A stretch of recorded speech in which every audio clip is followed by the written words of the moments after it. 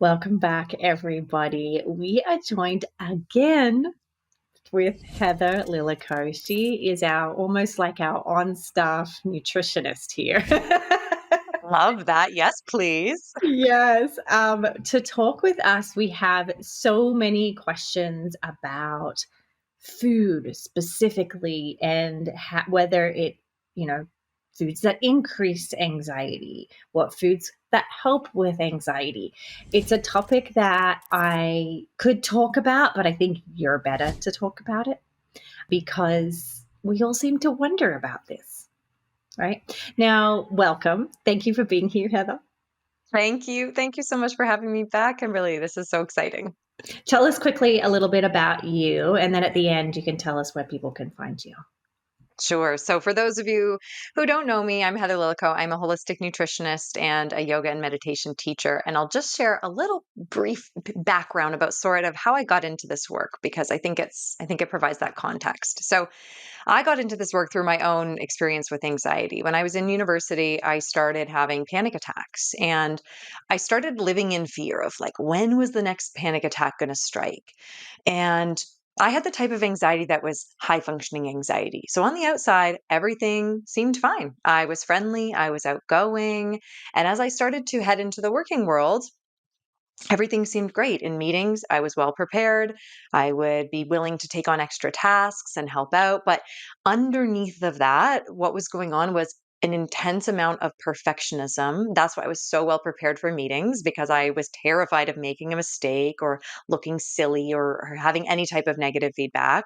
And I would always take on extra projects and help out because I was such a people pleaser and I didn't want to disappoint anybody or offend anybody. And it got to the point where I was so overwhelmed, I was so on edge, and I was just burnt out and just a ball of anxiety. And so I went on this journey to figure out how can I live a happier and calmer life. And I actually started with my diet. I started by tweaking my diet and seeing that when I reduced certain foods and added in other foods, I started to feel a lot calmer.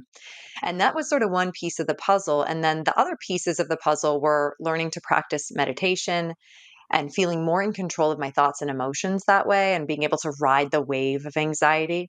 And then also practicing yoga and feeling for the first time ever like I was connected to my body and my breath. And so this is why I became a nutritionist and a meditation and yoga teacher is I think it is this holistic combo that all of these pieces of the puzzle work together to help us lead that calmer and happier life. And so now I show others the way how to do that. So cool, which is so good because in preparation for this episode, I went to Instagram and asked everybody, like, what questions do you have? And somebody said, this isn't a question, it's a comment. And they said almost exactly what you did. They said, nutrition is a piece of the puzzle, it's not the whole thing. And I think that's a really great starting point that you've already demonstrated is in no way here are we saying this is the cure all for anxiety. It's just one piece of the puzzle that you can explore, but also, take and leave what's helpful for you. I know somebody else did say, and I just want to sort of start the episode is someone had said something about that they said, how do we balance? I'm going to start here before we get into specifically like the foods that increase anxiety and the foods that help with anxiety. They said, how do we balance healthy eating and not feeding into the idea that anxiety is bad? Right. So we want to Hmm. eat to help anxiety, but we don't want to feed into this idea that like I need to run away and try and get rid of it. So how might you approach that? Yeah, I think it's such a good leaping off point because when it comes to food, there's a lot of shame and judgment and things that get tied up with food, right? So we can sometimes adopt this mentality that if I eat a certain food that I know is going to increase anxiety, that then I'm going to feel guilty about it and I'm going to feel shame about it. And that's just not the approach I take. But I like to sort of reframe that eating is an act of self love. I think that eating is an act of self care. And so it's a chance to demonstrate to ourselves that we are worthy and deserving of this nourishment, right? And eating really is about providing us with the building blocks for calm. But I think that, that's sort of one piece. Eating is an act of self love and self care. But we want to leave the judgment out of it. So, Yeah. as an example, recently, as we're recording this, we just had Canadian Thanksgiving here. And so I had a delicious meal of acorn squash stuffed with quinoa, and it was so good. And dessert came up, and there was raspberry pie for dessert, one of my favorites. And I was like, okay, you know what? I could go two ways with this. I could say eating this raspberry pie is going to be more processed, it's going to be higher in sugar. It potentially might lead me to feeling more anxious. But it's also something that I really want to enjoy and have, and savor. So I consciously chose to have the pie, knowing that, hey, yeah, this might create a bit of anxiety, but I'm going to take the time to really savor it and enjoy it and leave that shame and judgment piece out of it, because we have so many choices that we make in a day surrounding food. And if all of them lead to this, like, oh no, what have I done? I've increased my anxiety, then I think we're going to get stuck in that shame spiral. So I really encourage us today to have this conversation from the lens of curiosity of, how might some of these foods affect me? And knowing that, yeah, anxiety, while it's super uncomfortable, is not dangerous, right? There are ways that we can create that feeling of safety in the body if it comes up. Amazing. Thank you. Thank you. Okay, let's do it. Right to the point. Yes. What foods help with anxiety? Okay. So, yes, let's talk about some foods that are great for anxiety. And I'm glad that we're diving into this, because I think that not many people make the link between what they're eating and how they're feeling. And I really think that the nutrition piece, it is a piece of the puzzle, because it's providing you with those building blocks for calm, right? A lot of people get stuck on, okay, we should meditate. And that's a great piece of the puzzle. But if you don't have the actual building blocks you need, like making your neurotransmitters, right? The nutrients you need to support gut bacteria, then it's going to be really hard to be calm. We're like fighting an uphill battle there. So I think nutrition is such an important piece. And there are, in fact, foods that help with anxiety. So I'm going to share what I call four mood boosting foods. And how I came up with this list was first through my own experience of fiddling around with my diet and seeing these trends of, when I include these foods in my diet, I feel happier and healthier. And when I was becoming a nutritionist, you really learn about like the science of what do foods contain? What vitamins and minerals and nutrients are they high in? Then I started to dive into the physiology and see, this is why they relate so much to anxiety, is because they're providing key nutrients that people with anxiety are chronically found to be low in. So let's talk about them. The four categories of foods are: number one, nuts and seeds; number two, leafy greens; number three, bright fruits and veggies; and number four, fermented foods. So I'm going to break down each one of those and give a couple of examples. So our category of nuts and seeds, these are going to provide minerals like magnesium and zinc. Magnesium is like our calming mineral. It helps us feel relaxed. It helps promote GABA, one of our main relaxing neurotransmitters. And many of us are deficient in it. So nuts and seeds, we're talking like pumpkin seeds, sunflower seeds, flax, chia, hemp. These are all incredible options and pretty easy to work in. If you're having a smoothie in the morning, you could dump a lot of seeds in there, right? If you're having oatmeal, sprinkling them on top. If you're doing a salad dressing, you can make that by adding in seeds, doing like a blended sunflower seed or hemp seed. So lots of options to work in. Leafy greens, these are our foliage, right? And they are rich in folate, which is one of our B vitamins, incredible for mood. And when it comes to leafy greens, I say the deeper colored, the better. So your spinach and your kale, these are going to be rich sources of fiber, which are going to feed your gut. And so this might look like throwing them in with a smoothie or having a salad out of them, or as we come into like soup and stew season, really great time to be able to pack a nutritional punch and wilt down a bunch of greens in a soup or stew. We have our bright fruits and veggies. So these are going to provide antioxidants, which are going to help with inflammation and help support the brain. So think your berries; those are bright foods. Pumpkin, any type of squash, beets are a great one that not a lot of us think about. These rich sort of pigments are going to help support mental health.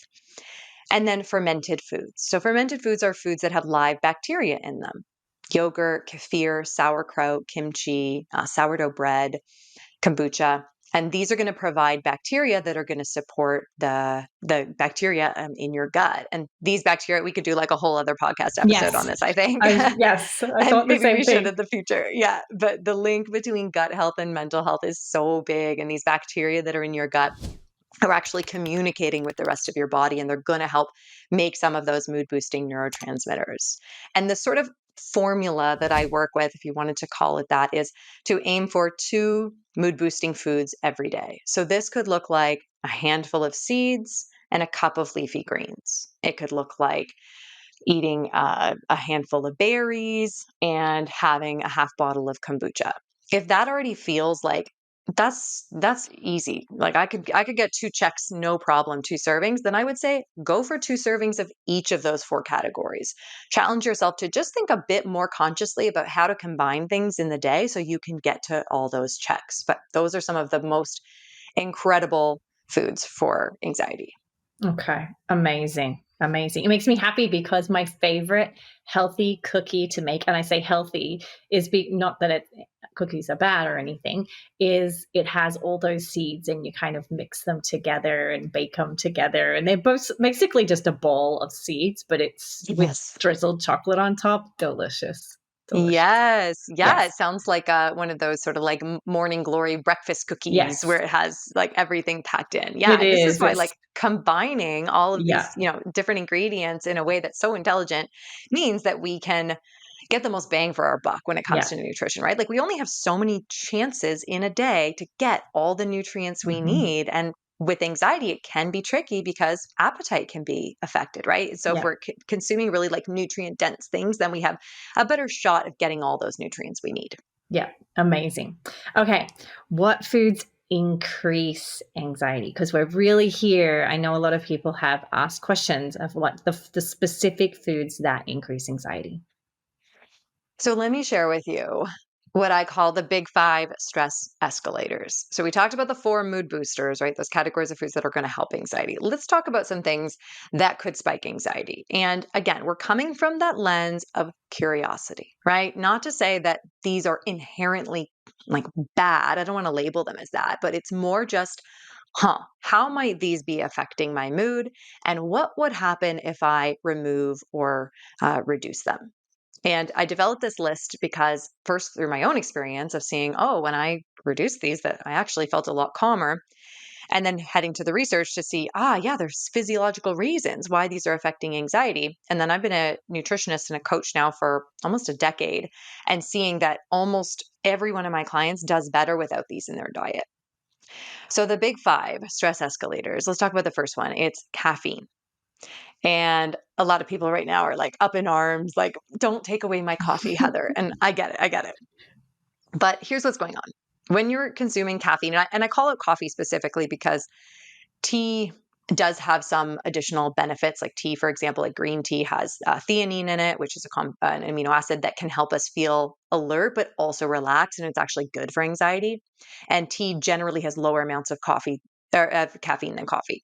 So I'm going to call it coffee here. But what's going on is that it's going to activate your nervous system, your sympathetic nervous system. And so if you're already feeling anxious, you're already in that state of fight or flight. It's like we don't want to push that pathway anymore.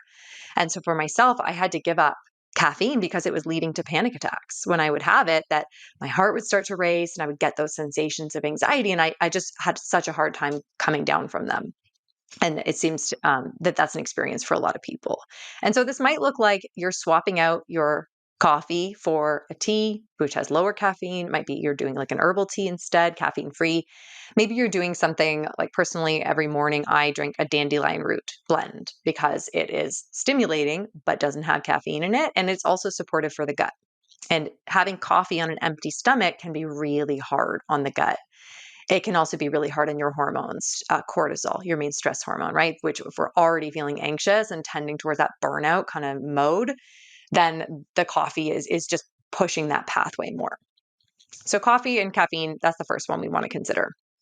The second one I'll mention is alcohol, because alcohol is going to affect your neurotransmitters, specifically GABA, that relaxing neurotransmitters. It's also going to burn through your B vitamins, which are like your energy vitamins. And if anyone has ever had too much alcohol and you wake up the next day and you have that anxiety where that feeling of like, oh my gosh, what did I do? What happened yesterday? A lot of that the feelings that are coming up are happening because of that imbalance in the body and what alcohol has sort of tipped the scales in. And it also dehydrates you, which can lead to anxiety. And so this could look like, maybe you're going to reduce the amount of alcohol you have. Maybe you're further exploring, what are you using alcohol for, right? Are we using it for some sort of like social lubricant because we feel uncomfortable, because we feel judged, and it's helping with social anxiety, but then, in the long run, it's sort of making it worse.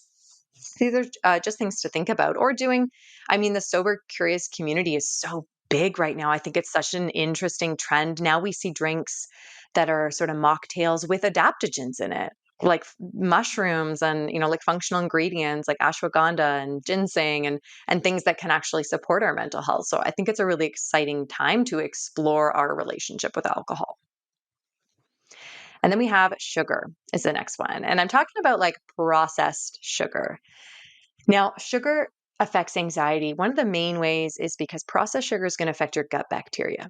We know people who have high sugar diets have less gut bacteria and less variety of them, which means you have less of those good guys in your gut to help support your mental health.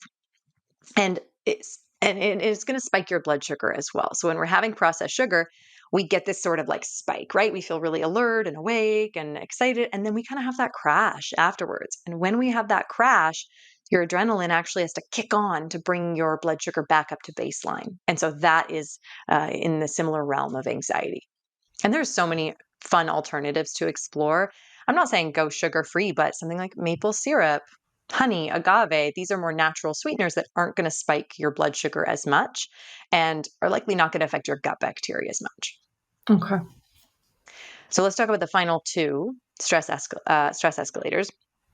So dairy is one that I mentioned. And it's a really interesting one. And sort of like coffee, people are like, don't take away my cheese. And I get it. I used to absolutely love dairy. And dairy does hit on certain receptors in the brain that are responsible for increasing dopamine. So this is why it can be, in a way, kind of addictive, because it's hitting on these receptors that make us feel more motivated and that reward system. And the reason that dairy can affect anxiety is because it's one of the top food sensitivities. It is the one I see most often in practice that people have an issue digesting. So when we have an issue digesting it, it means then that we're going to affect the gut bacteria. It's going to lead to inflammation. The gut is going to become unhappy, and then it can't make those mood boosting neurotransmitters. It can't support the healthy blood sugar as well as it should. It can't support immunity.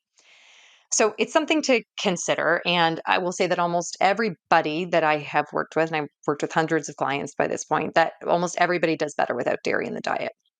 And there are lots of different ways to get calcium, as an example. Like if you're doing a non-dairy milk, it's fortified with calcium. So no concern there. But just something to consider of like, how might it be affecting me? Is it leading to bloating? Is it leading to irritability? Is it leading to me to feel kind of stuffed up? These are some of the symptoms we might see if it's associated with a food sensitivity. And what I've seen happen in practice is that sometimes people don't even know it's affecting them until they pull it out.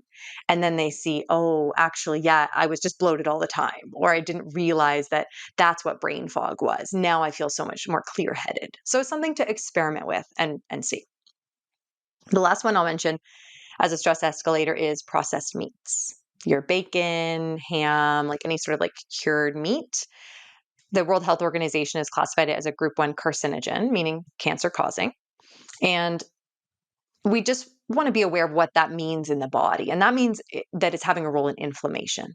And so if our body is inflamed, our brain is inflamed, we're going to feel anxious as a side effect of that. So relying on leaner proteins like chicken or having fish or your nuts and seeds or your plant-based, lentils, chickpeas, tofu, these are going to provide anti-inflammatory benefits over processed and to some respect red meat as well. So interesting. So I have a couple questions. So this number one, thank you. Like that's so interesting. I actually was not expecting you to say some of those things. Before we move on, because I've got so many other questions, how might, as everybody knows, I've suffered from an eating disorder, and I'm in full recovery of that. I don't eat much dairy because I'm actually have been allergic to dairy my whole life. That's not a problem.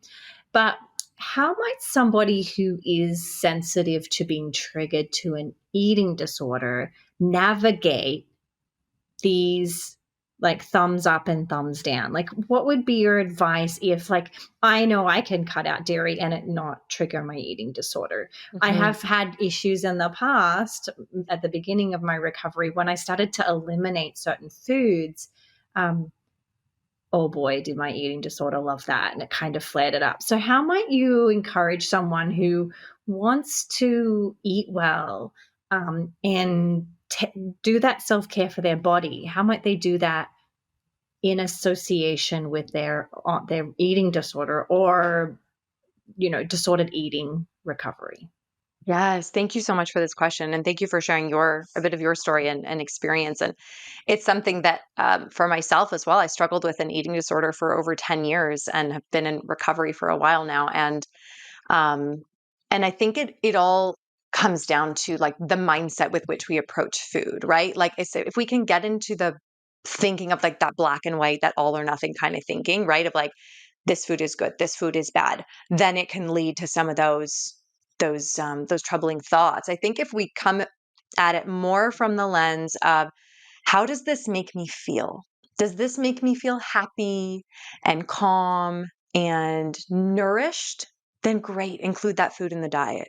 If this makes me feel jittery and unhappy and bloated, or like maybe some physical sensations we can draw on, then we've kept it out of the realm of it's a good or bad food, and we're instead just tuning in internally, right? Yeah. How do I feel? Does this feel like a happy food, a supportive food, a nourishing food? Or does this feel like something that doesn't really feel in alignment with my goals, with who I want to be? Then we can start to, and it doesn't have to be all or nothing. Like then we can start to reduce. I had a client of mine who was so very addicted to sugar. She loved sugar. She would have like multiple bags of candy every day. And so we said, okay, so what if we reduced it so that, you still have candy in the diet, but that evening candy, let's just change that one to some fruit in the Yeah. evening. So it's not restrictive, right? It's still, you still feel like you're getting something exciting and like you're enjoying food, but it felt really nourishing to her, she said. And she didn't feel like, it was like a diet mentality where like Yeah. you're either on or you're off and you fall off of something. It's just like, no, this is how I'm just going to live my life. Right. I'm like that with coffee. So just like I'll share an example is I love cappuccinos. Like I Hmm. bought a really good cappuccino maker. I have it with non-dairy milk. I love it. But caffeine makes me so anxious. Like I feel like I'm going crazy. And but I was so disappointed, like, oh no, I bought this really nice coffee machine and now I can't have it. Cause after about 2 or 3 weeks of it, I was like having panic attacks in my sleep. It was like a whole thing. But what I found is I found how to mix a little bit of caffeinated beans with some caffeine, decaf beans. Yeah. And there's a little bit of caffeine in there, but most of it's decaf beans, which I'm sure is probably not super healthy for me, but um, it makes me so It's happy. all a continuum. It's all I'm a continuum, right? I'm Yeah. okay. I'm okay with it. Like I will, because I go to bed so excited about my cappuccino the next morning. Yeah. So for me, it wasn't elimination. It was just finding the balance Hmm. that allowed me to still live my life without feeling jittery and so uncomfortable. Yeah. Yeah. And Yeah, sort of in that, just to like pick up on that, is that sometimes we want to ask ourselves too, like, what are we consuming these things for, right? Because yeah, sometimes it's the yeah, ritual of having the cappuccino, right? And it's just so luxurious in the morning to have. Sometimes it's I need the caffeine because I'm so freaking tired that I can't keep my eyes open. If that's right, the case, great, let's address your sleep. yeah, Right? Because why are we feeling like we need the jolt of caffeine to wake us up in the morning? Let's back up and address that. So we can right, just play around with some of these factors, I think, that lead us to wanting some of these yeah, substances. yeah, for sure. Okay. Next question. Can foods elevate serotonin? These are all listener questions. Yes, yes. And I'm so glad you put this out to your community because it's so great that we want to make sure that we're hitting on the right questions, right? And being like I want to be the most useful as possible. So, yes, foods can increase serotonin. And to sort of draw out the pathway for folks so they understand, foods contain tryptophan. Tryptophan is an amino acid. In the body, tryptophan gets converted to serotonin. If we follow that pathway further, serotonin actually gets converted to melatonin, sleep. So, this is why if people are struggling with anxiety, with depression, uh, that they're also going to have likely sleep issues because these pathways are all being affected. And so we can consume foods that contain tryptophan to help the body create serotonin. So these could be things like nuts and seeds contain that. Um, Tofu, salmon, eggs, these all contain tryptophan. Something I want to sort of tease out though a little bit is that not many people know this. So tryptophan's an amino acid, right? If we consume a high protein food, a lot of people think of turkey when they think of tryptophan.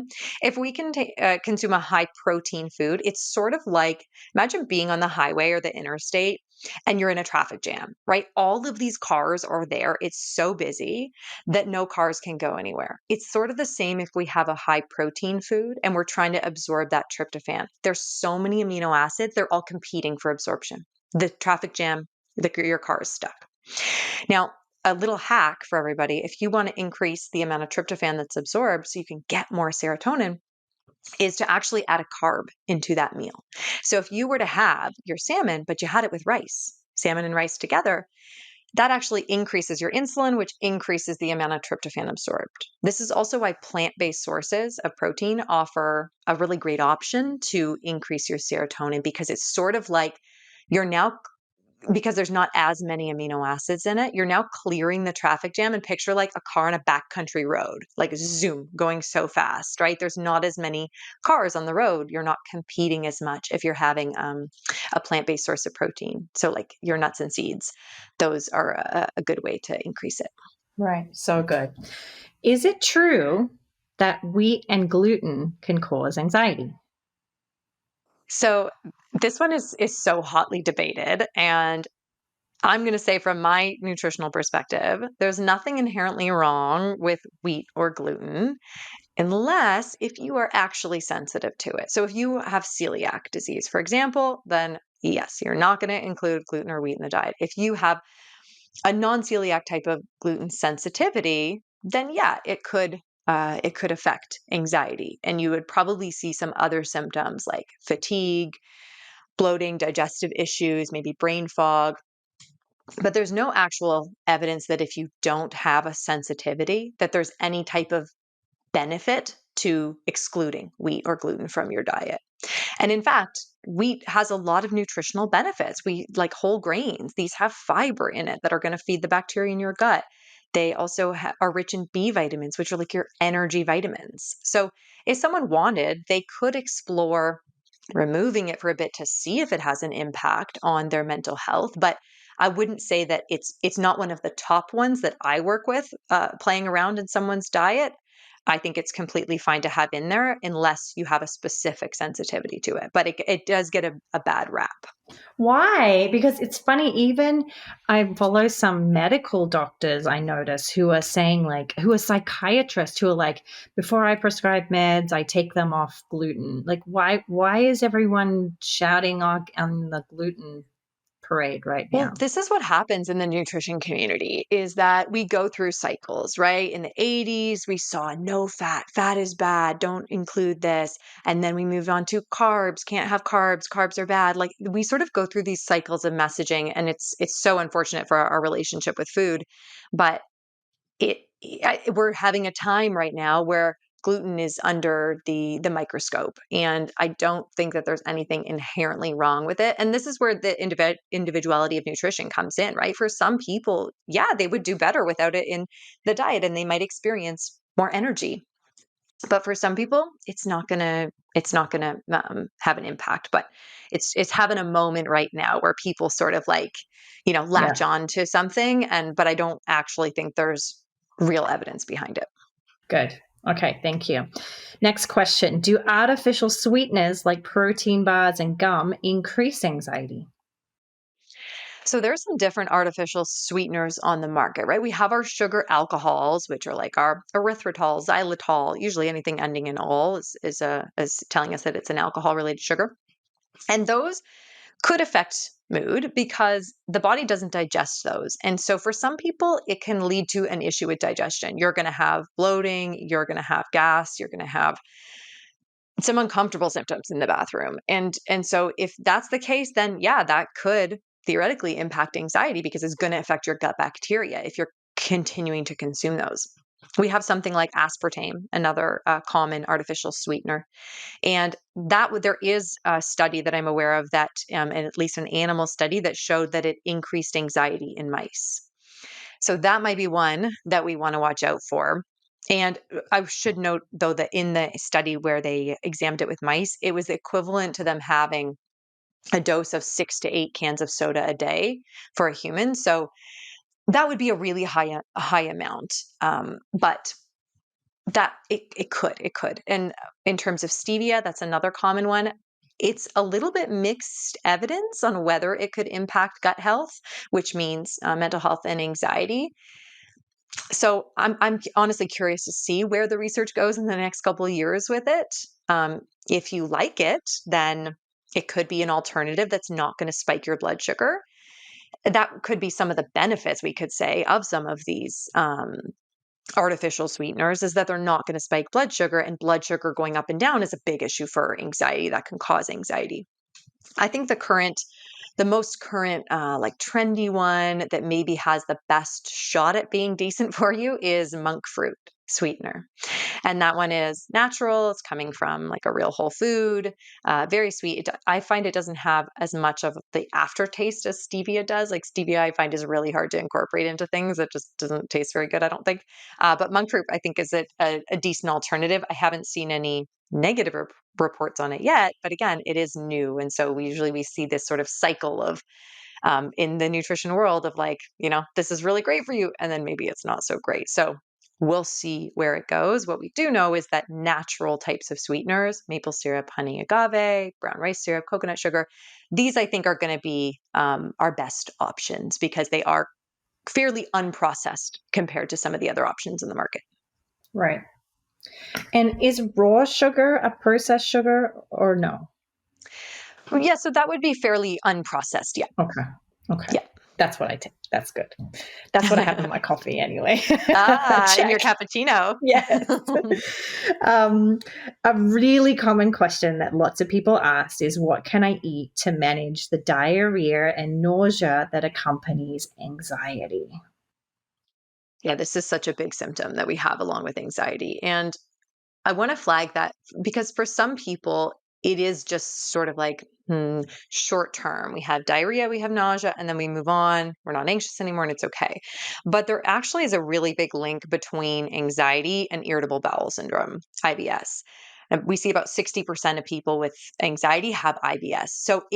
And what that means is that there could be more of an underlying issue. The bacteria is out of balance, there's inflammation in the gut. And so I just mentioned that to not to freak anybody out, but just to have people think about like, is this just because my nervous system is on, or is there something out of balance that needs to be addressed with a practitioner?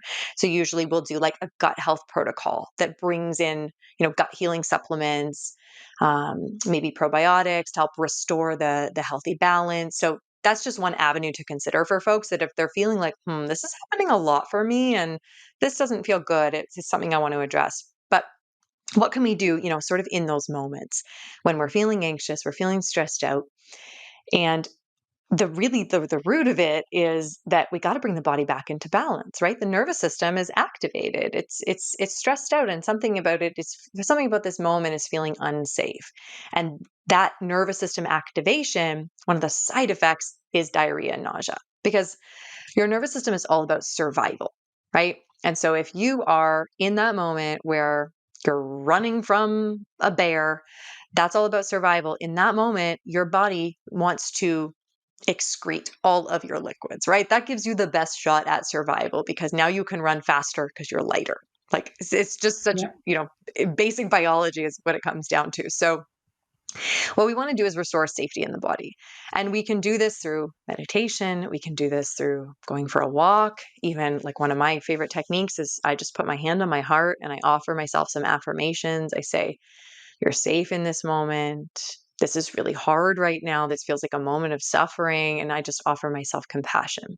And I know you are big into self compassion as well. So, we want to bring safety back into the body and balance. And then we can support ourselves with food. So, if we're feeling nauseous, we're probably not looking for like a big meal or anything. For most of us, anxiety makes the appetite go down, but we could maybe nourish ourselves with some ginger tea or chamomile tea, something warm and calming that. And I mentioned ginger and chamomile specifically because they both can help with nausea, and they're both good for sort of relaxing the nervous system. So that might be something that we can turn to without it being too onerous when we're in that state of anxiety. Yeah. I know when I had an eating disorder, I had so bad. My IBS was so bad. And what I found, a couple of things to be helpful, was I wasn't eating enough. And when I wouldn't eat, because I was anxious all the time and I wasn't eating enough, it would upset it. So I had to start to like make myself eat small regular meals.